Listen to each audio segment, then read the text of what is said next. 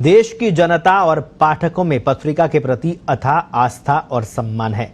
इसका उदाहरण है लोग राज्य में गाय और गोवंश की रक्षा के लिए पत्रिका के संस्थापक माननीय कर्पूर चंद कुलिश की ओर से रचित शब्द वेद को साक्षी मानकर पिछले 10 साल से निरंतर यज्ञ कर रहे हैं। यह स्थान है चित्तौड़गढ़ जिले के रावत भाटा तहसील के श्री कोटड़ा बालाजी और बेंगू तहसील के श्री रूडगढ़ बालाजी। इस विलक्षण यज्ञ से सैकड़ों गांव जुड़े हुए हैं। यज्ञ आरंभ के दिन से ही यहां अखंड श्री रामचरितमानस पाठ भी चल रहा है और निरंतर आहुतियां भी दी जा रही है। वेद मंत्रों का पाठ भी किया जा रहे हैं। आपको दिखाते हैं हमारे सहयोगी शैलेंद्र शर्मा की ये खास रिपोर्ट। जय श्री राम, जय कोटड़ा बालाजी। पत्रिका टीम इस वक्त चित्तौड़ जिले के रावत भाटा जो तहसील है वहां कोटड़ा बालाजी में आई हुई है। कोटड़ा बालाजी का एक ऐतिहासिक महत्व है और बहुत सारी रोचक जानकारी भी इनके साथ जुड़ी हुई है। ये कोटड़ा बालाजी के बारे में कहा जाता है कि जब मुगल शासक मंदिरों को तोड़ने का कुत्सित प्रयास कर रहे थे, उस वक्त ये स्वयं बालाजी जमीन में समा गए, अंदर धस गए थे और आज हमारे सामने हमने दर्शन किए। हमारे साथ में पुजारी जी भी हैं और यहाँ बताया जाता है कि तकरीबन 11 साल से रामायण पाठ लगातार चल रहे हैं। इसके अलावा पिछले 10 साल से तकरीबन 9.5-10 साल से अखंड यज्ञ का कार्यक्रम भी यहाँ आयोजित किया जा रहा है। तो आज जानते हैं कोटड़ा बालाजी के स्वर्णिम इतिहास के बारे में और वर्तमान में क्या क्या एक्टिविटीज, क्या क्या कार्यक्रम यहाँ आयोजित किया जा रहा है, जानते हैं। चलिए मेरे साथ। तो सागर जी, हमें बताइए कि ये जो यज्ञ पिछले 10 साल से चल रहा है, काफी बड़ी बात है और महत्वपूर्ण बात है कि पिछले 10 साल से चल रहा है। तो जब 10 साल पहले ऐसी क्या घटना हुई थी, कब शुरू हुआ, किन की प्रेरणा से शुरू हुआ, इसके बारे में हमें बताइए।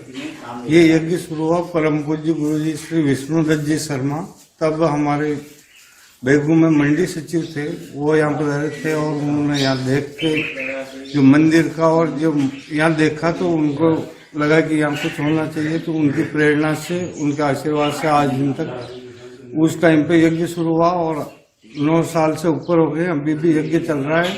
उस टाइम पे श्री राम कथा का आयोजन हुआ था और गो नंदी विवाह रखकर ये शुरू किया था। 60 गांव लगते हैं इसमें, 60 ही गांवों के जोड़े आते हैं और ये यज्ञ आज भी चल रहा है। जी सागर जी, हमें बताइए इसका उद्देश्य क्या है, यज्ञ क्यों शुरू किया?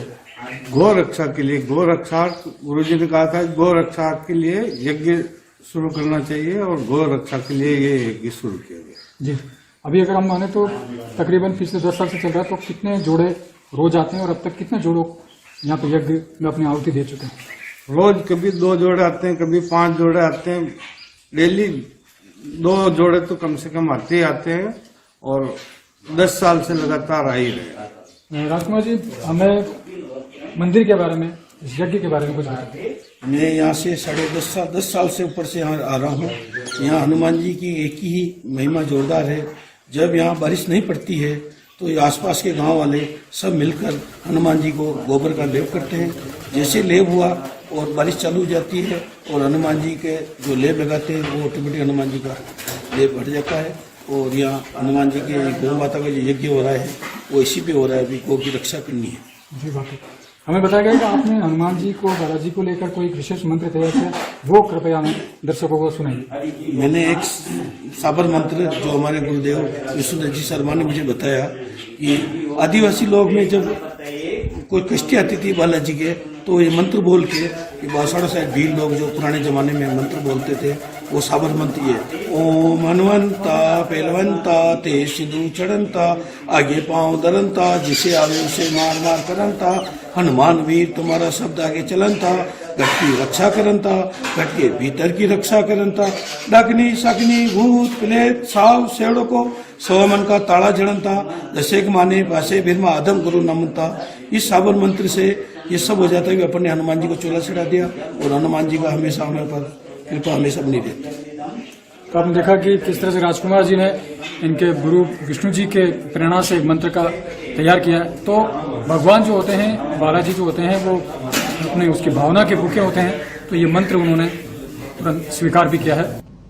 तो खबर राजस्थान में फिलहाल इतना ही। हमारी पूरी टीम को दीजिए इजाजत। नमस्कार।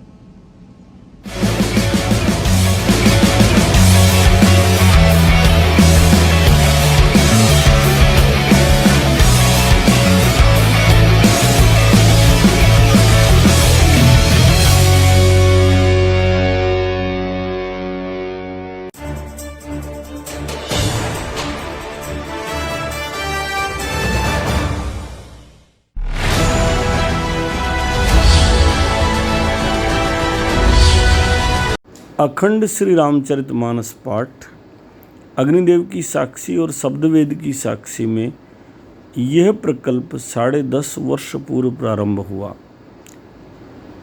शब्द के माध्यम से अपौरुषेय तत्व परमात्मा को प्रकट करने का यह प्रकल्प जब प्रारंभ हुआ तब प्रकृति ने ही ये सारी व्यवस्थाएं तय की। श्री रामचरितमानस पाठ भी अद्भुत है, जो वर्णानाम अर्थ संज्ञानाम रसानाम छंद सामपी से प्रारंभ होता है और वर्णों के अर्थ को प्रकट करते हुए नारायण तत्व का बोध कराता है, और यही कार्य शब्दवेद के माध्यम से संपन्न हो रहा है।